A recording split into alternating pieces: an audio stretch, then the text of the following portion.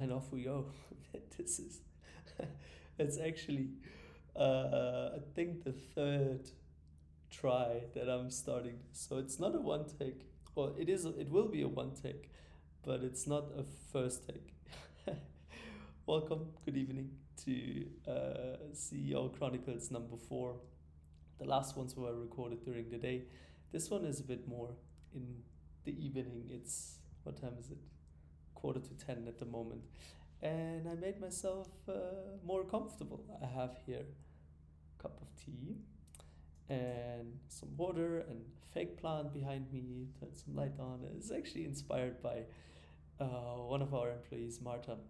She had a great story this week where she was saying, I love writing and I light up a candle, I make myself a cup of tea, and then I sit down and I write. And I love that. You could really feel her energy when she was sharing this. So that was some inspiration from her mm, for my setup. And I had a few topics that I wanted to share because when I'm walking, we are quite close to the promenade. We moved apartments here. We're now in Sea Point, not in Camp Space, so still in Cape Town, but in a different district. And we're quite close to the promenade, where I frequently take walks, at least once, probably even twice or three times a day. We're having a little walk, grabbing a coffee, grabbing a juice, just going to watch some sunset. Mm. And sometimes I'm just getting thoughts or ideas or topics that I then do research on or that I feel like sharing. And I love the night times. So I wanted to combine these two and just have a little chat. I'm running a bit dry at the moment. Mm. So, because usually night times for me are very peaceful, very quiet. I love the nighttime. And the same accounts for Navid. So when we were younger, I wanted to say, but actually, since years, we know each other for 10 years now. Um, we had it so many times that we were speaking for hours and hours and hours during the night. He was sometimes driving in his car, I was at home, um, and we were having a chat, which is pretty common for us because our creativity flows a lot when either the rest of the world is sleeping or when there are no meetings. Because I feel like when there are a lot of meetings happening, I cannot really go into my creative space or creative state. So I need the space and the movement, the walking, the night, the peace, the I don't know. It's difficult to describe, but that's when I'm in my best state of creativity, I would say. So that's why today I decided to sit down and have a little chat. And one of the first stories that I wanted to tell you is, and we got this question so many times, where does the name Azqira come from? And it was also born in an environment like this when it was nighttime. Navid and me were having a chat, and we were actually not so happy with the first name. The first name of the company, and I think I've never shared this. I don't know even if our team members know the story, so that's gonna be a fun one. The first name of the company was not Azqira. The first name was 1008 Capital, so 1008 Capital. And how did we get there? Initially, we brainstormed exactly how you try to brainstorm company names. We wrote down blockchain, we wrote down investment, we wrote down hotels, we wrote down communities, we wrote down global, we wrote down fractional, ownership, technology. And then a lot of companies, they merge these words together, and that's how the company name is created. So in my previous company, um, the name is Solitic, Solar Analytic. And in the solar, or generally in the renewable energy space, that's so common.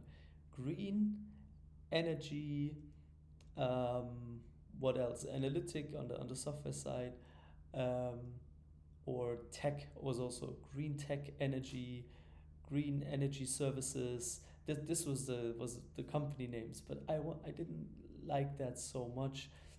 But still, that's the first way how you try to come up with a name. You use these topics, and then maybe people can associate the name of your company with the service or the product, or yeah, the service or the product that you're delivering or building. And so we came to 10 with Tom and Navid. So that was 10. And Navid's birthday is, I don't know if I should say this. Is that publicly known? I'll cut it out. I'll ask him tomorrow. But for now, I'll say it. If I cannot use it, I'll cut it out. Navid's birthday is on the 10th of August. And I came up with the name 1008. What was the 08 again? Because 10 is clear. I think the name, or the name, how was that? I think it was something with $1 billion company, and we took, instead of the B from billion, we took the 8, something like that. I don't really remember it 100% correctly. But I was not aware when I came up with the name 1008 Capital that his birthday was on the 10th of August. So then I was like, wow, that is, what a crazy coincidence. Like 1008, 10th of August. Anyway, there's a small side story. It's not even the name of Azqira, but yeah, that was actually the first name. But we were not happy with it, because 1008 Capital, what's the meaning of that? Like, we can explain it, but people will definitely not connect anything with it. And yeah, so we didn't like it. And essentially, almost at the same time, we had this idea and we had a call. We were like, bro, that's not it. It doesn't feel right. And we were already 2-3 months into trying to find a name. And by the way, a lot of companies, they struggle to find a name for too long. And it's not the most important thing in the world. You can always change it along the line. Obviously, you shouldn't change it when you're very big, but Tesla, not Tesla, Twitter and X did it, and Facebook, Meta did it, so I guess you can still do it. But yeah, anyway, we had a chat, and we were just talking about life. He was driving in the car. I was back then at my parents' place. I remember it. I was sitting in the office of my dad, and we were talking about life and religion. And Navid is a Muslim, and he's believing in Islam. And he was just sharing a story with me about the concept of arakat and barakat. And I'm not an atheist, but I don't believe in a religion. I believe in the universe. I believe in doing good. I believe in energies. I believe in karma. But I don't have a religion that I follow. But still, I'm very open to these approaches and way of looking at life. So he told me about the concept of arakat and barakat. Arakat is the movement. So when you're moving forward, when you're putting in the work, when you're doing something. And barakat is the blessings that you receive when you are on the move. So when you're doing an action and you receive something in return, that is arakat, the movement, and barakat is the blessing. So I was sitting there, I was writing down arakat, barakat. Okay, sounds interesting. I googled in parallel barakat. There was a juice from Dubai that was called like that. So everyone who was in Dubai might have drank barakat juice before. They have very good fruit juices. No commercial here. But Barakat found juice company, and obviously the religious meaning. And then he told me something about the concept of risk. And risk is destined to be for you, or your destiny. So the air that you breathe, the fruit that you eat, the people that you meet, the career that you have is destined to be for you. So risk is your destiny. And risk is spelled RIZQ. So if you say it in German or English, is risk is very close to risk or Risiko. So risk. And I wrote it down. I loved the meaning of the word, but I was like, how can you name a company that has to do with finance risk? That is probably not the best idea that, that there is. So I wrote down RIZQ, and I took the A from Arakat, and I was like, A risk, not really. So I just played around with the word, um, and I came to ZQIR, and I put an A at the end. And that's how Azqira was born. So essentially, the meaning of Azqira is when you're on the move, you will receive the blessings that are destined to be for you. And that is such a beautiful meaning for me personally, and obviously also means a lot to Naveed as a strong believer. And it is a very special name for us. And obviously, people cannot immediately connect something with the name, but that is also the beauty around it, because you can create it, you can give it something that has meaning for you. And we are definitely trying to live that example and live the name. So we're working really hard, we're focusing on the input. If we stay on the move, if we do the right things, and if it's destined to be for us, it will happen and the blessings will come. So we try to keep our heads down and not focus on the outcome. We try to be the impact, and the result will follow by itself. And so far, the risk that we've received is already amazing. We have some great people that followed us or joined us or part of us along the way, and we're really happy. But the question, what the name actually means, came up quite often. So I felt like that is a very good start for this episode today, and to share the story. Mm. For those of you who have asked this, and that was also a beautiful question that I received from an institutional investor that wanted to join us, who asked very fast, like, what's the name? What's the meaning behind it? What is that? Because a lot of people think Azqira comes from acquire, as nothing, like zero to do with that. But yeah, it has had a very deep personal meaning for us. So um, I'm happy that I'm able to share this story with you guys. And speaking of, yeah, making research or trying to find your way or coming up with creative stuff, I want to shift this a bit more into a different direction, which is actually product. Because the same lifespan as a name has, or not a lifespan, a process of figuring out the name has, so is the product. And I feel too many companies try to build a product for a customer that doesn't exist, because they are rushing into the market and don't make their due diligence, don't make their research, don't make their analysis. And so that's actually the second most popular reason why companies are not succeeding, is because they never find product market fit. They feel there should be a problem out there for the solution that they offer, but they start with the wrong way. So what we've done is we started with a huge market research, because, and now I need to make sure I'm not mixing up too many topics at the same time. By the way, I have this thing where I really need to focus and concentrate on, because I have so many thoughts and ideas and stories in my head, that sometimes I'm starting here and then I go into a direction. I say I have 3 points to this. Number 1, number 2, and I'm gone. Then I'm speaking about 2. I completely miss coming back. I'm never speaking about number 3. And the brain has this, is working like a circle. They always want to close it. And when I open too many loops, shit's happening.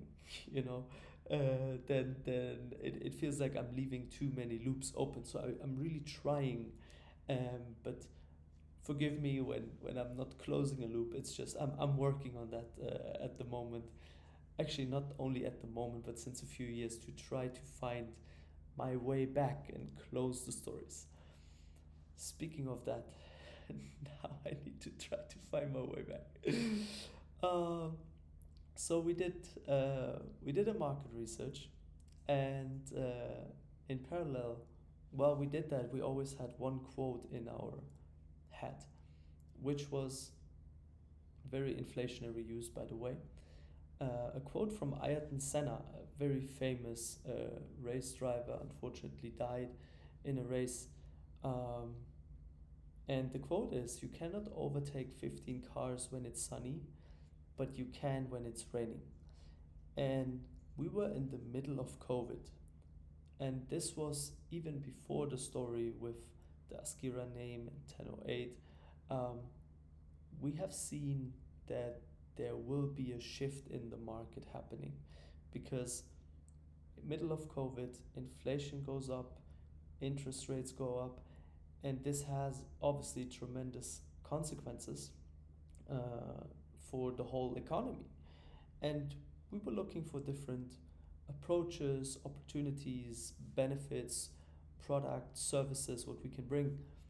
And I need to take one step even further back. In 2017, 2018, we had a platform that was kind of like an accelerator, incubator ish for early stage blockchain tech companies. And one of the projects that we got introduced to, I cannot mention the name because we signed NDAs with them, um, was a very famous hospitality brand. And they wanted to use technology and communities to finance their hotels. So we, as a service provider, did the whole infrastructure together with a team from PwC, how they could make it happen for themselves. Um, so back then, we already believed that asset backing will be a game changer in technology and crypto and tokenization. Um, so we looked into completely different asset classes. We looked into solar plants, because obviously my background was solar. I was having a solar company um, that was doing software. The second one was residential real estate. The third one was precious metals. We looked into diamonds, and we also looked into shipping. Eventually came back to hotels or hospitality, because when inflation goes up and interest rates go up, it is more expensive to get money from banks, which is completely logic. If you have an infinite asset or an infinite, how do you call this? Not resource, money, where you can just print more, then inflation is happening. That's completely normal. If something is not finite and you can generate more, inflation is the logical, rational consequence. It's inevitable. Um, and we have seen that private investors in the real estate market, for them it's more expensive to enter, because they are not getting the money for the same rates as they were getting before. Same accounts for hotels. When they are now going to the bank and they want to get a loan, or they want to get a credit from the bank, then it is getting more expensive. So we have seen in the market a very good opportunity for us to tackle this demand by giving them an additional source of capital, or a different source of capital. And I'll not go in detail about how we are working, what we are exactly doing. I think the people most probably who are watching this, they either follow Azqira, follow our journey, know what we are doing. But I just, in this one, I just want to share some background context, and maybe one or multiple people can use a certain analysis or way of looking at things to their own benefits. So what we were looking at was, how will the market progress? Where will the market go? What is the next steps? What is the problems or what are the problems that are occurring if the behavior and the direction is going um, in the same way as it does at the moment, and then which opportunities open there, and how can we be the solution for the problems that arise. And instead of trying to immediately create a product and deep dive and create something, you always start with the research.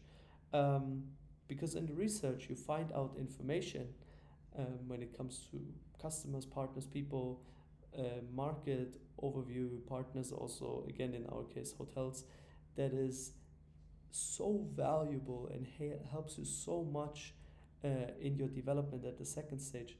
Um, and there's this story that one of my mentors was telling. It's a pretty famous one, actually.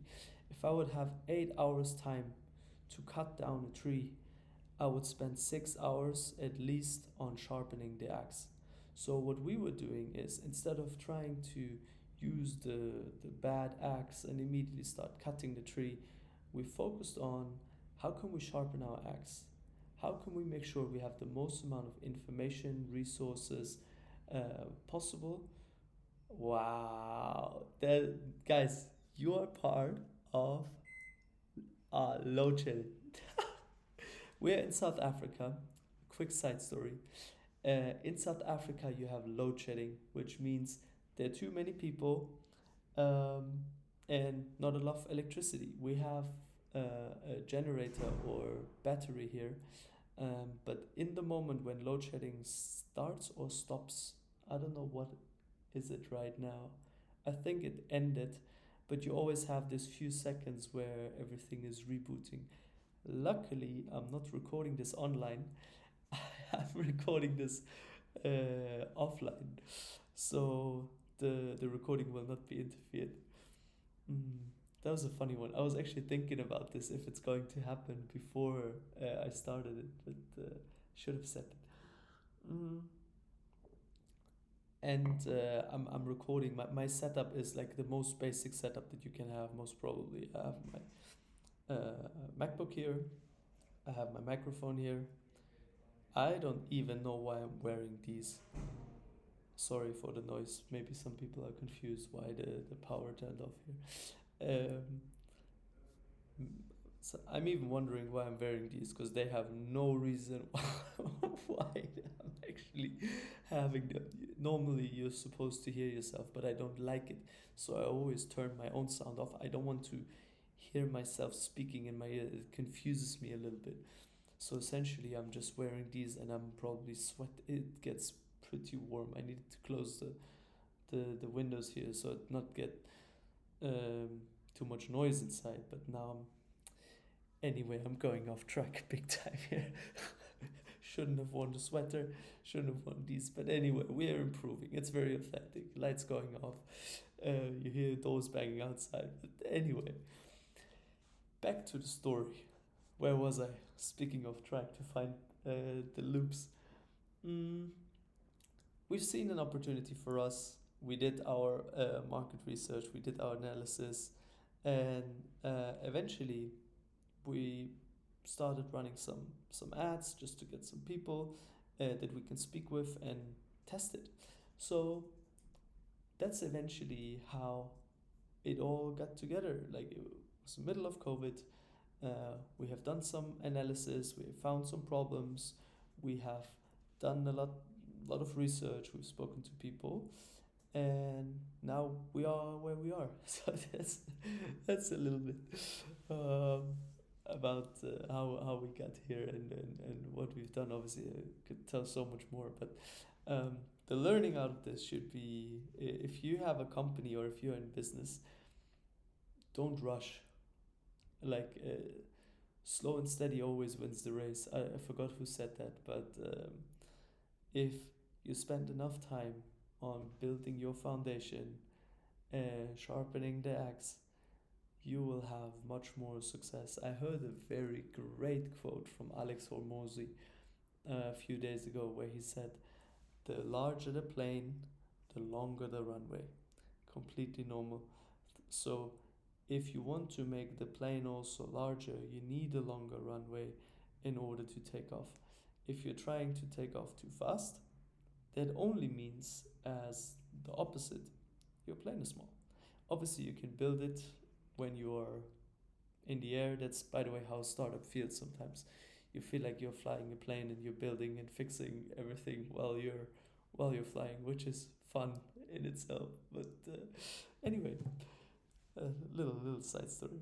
What else do I want to say? Ah, yeah.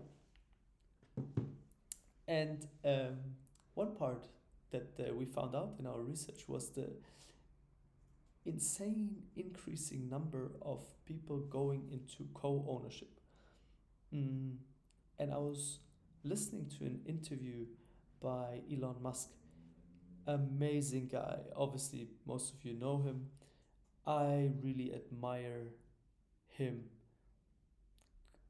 Probably the best, if not one of the best entrepreneurs of our lifetime.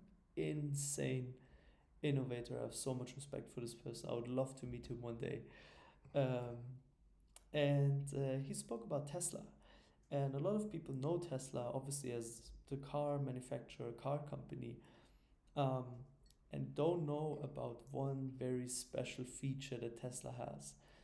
Tesla is, to a large extent, a data company. And obviously, all the Teslas are running on software, and the software is continuously updated. And as you guys know, Tesla is capable of autonomous driving. But the rules and regulations in different countries are so far behind compared to where the technology is.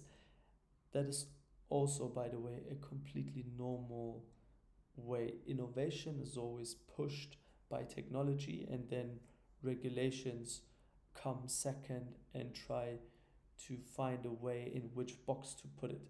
Bitcoin is on the market since 2009, and now since 1, 2, 3 years they are more regulating it because it's not tangible for the regulators initially. So in the case of autonomous driving, um, Tesla is fully capable, and yes, I know there were some accidents, there were some incidents, but to a large extent the car is capable on fully autonomous driving. And that can be always improved by updates of the software, because Tesla has a mass intelligence, which means the more cars they are driving on the road, the more data is being filled back into the company, and this data is being used to improve the software. The software is being put back into the cars, and like that the cars are getting more intelligent, more smarter, more efficient, and that allows Tesla to have a huge competitive advantage, not just at this moment, but also in the future, because they've built it with this logic from day one. So that was a very smart move from my perspective. I love that. And one of the features that Musk wants to introduce is lending your car out while you are, for example, at working. So if you're a person and you're owning a Tesla and you drive with your car to work, your car is standing there for 6 hours, 8 hours, 10 hours, depending on how long you're working. So the car is losing in value because it is just getting older over time. But if you have a software where your car can go fully automatically on the road and operate like a taxi, and people can use your car or order your car like they like they order an Uber at the moment. But instead of ordering an Uber where there's a driver, they order a Tesla because that is fully automated. Yes, taxi drivers and Uber drivers will lose their job. That is part of economy and technology evolve and create new markets. But that can also reduce the amount of cars, especially in cities, to a huge extent. And your car can actually earn you money while you're not using it.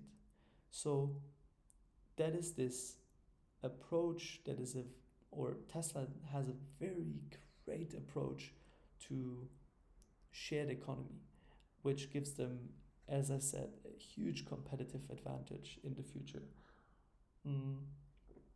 And that was also, as I said, part of our research: co ownership, tech innovation, shared economy that we took massively into consideration when deciding how we want to move forward with Azqira, what the vision for us is.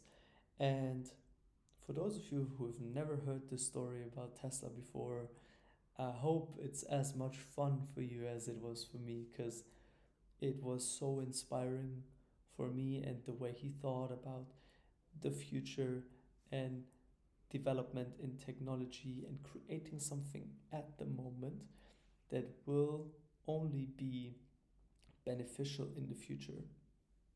Mind blowing, beautiful. Anyway, that was one story that I wanted to share. Um, the last one: stages of product innovation. What did I mean by that? That's the downside when you're not making proper notes. I'm just writing down stuff because I have a thought, and now I forgot.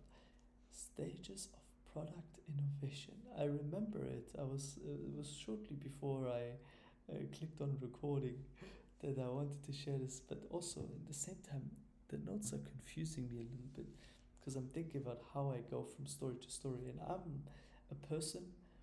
Mm, I am best when I'm spontaneous and not. No, what? Nah, that's also not true. It's not when I'm unprepared. I am mostly very good, very well prepared, but when it comes to presentations and speeches, or also these kind of recordings, um, I am much better when I can speak from my heart. I can speak uh, when it comes into my head, and I think it's also very authentic then, because I think a lot of people, they see quotes online that they heard once, they like it so much, but they cannot connect it with an old piece of information. And now using a quote from Tony Robbins, he said, "You can only use a new piece of information if there's a foundation with which you can connect it."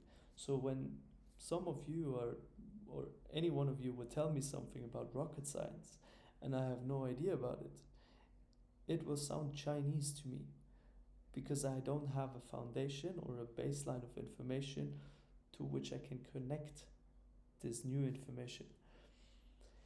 And yeah, that's I think also one of the reasons why I like to be a bit more spontaneous, because it makes sure that I only talk about stuff that um, I know about, and I don't come up with any weird side stories or any information that I've read somewhere and I try to fit it in with a story. Um, yeah, so that's why the notes confuse me. Maybe next time I'll not make any notes. But anyway, what else is there to share? Tesla, product, market, where the name Azqira came from.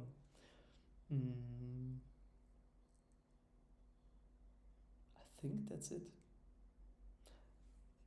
Where are we right now? Half an hour. Bit more than half an hour. I think it didn't feel like half an hour, to be honest. Time flies when you're having fun. It really felt like 10, 15 minutes. So thank you so much. We'll leave it at half an hour. It was great. I enjoyed this, and I need to find really a balance of like writing notes and trying to remember the stories and then putting them together and being spontaneous. That's what I need to work on, guys. It was fun. I enjoyed this. I hope you also had maybe a cup of tea, or you were listening to this while you're having a walk, or I hope not at work. But I hope you all have a fantastic day, fantastic evening, good week. It was fun, and see you next time at CEO Chronicles. Take care, everyone. Bye bye.